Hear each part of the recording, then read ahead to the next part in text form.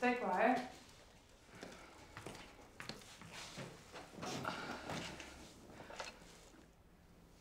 Mia figlia parla spesso di lei. Davvero?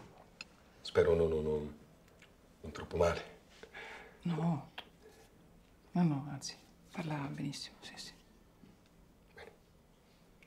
Di me? Niente, no? Di me non ha mai sentito... No, dico, non ha mai sentito parlare di me, non mi ha detto qualcosa, no?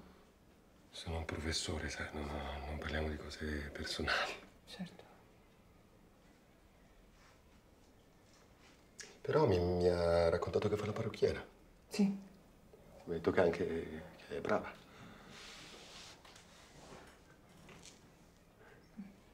Magari qualche volta vengo a farmi tagliare i capelli. Non taglio i capelli agli uomini.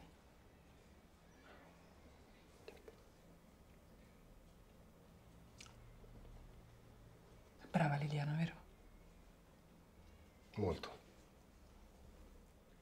Molto brava. Più brava. Sono convinto che farà un bellissimo lavoro con la tesi. Paradiso perduto. In fondo ognuno di noi ha perso qualche cosa, no? Sì. Lo conosci? Sì, non benissimo, ecco, insomma, un passant. Cosa? Un passant, francese. Senti.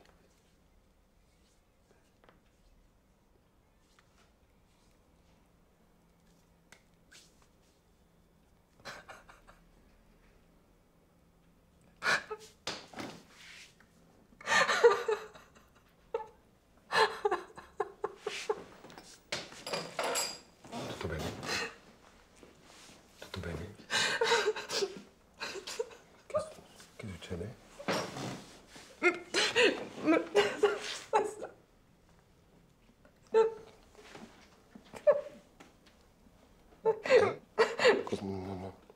Non capisco, scusa.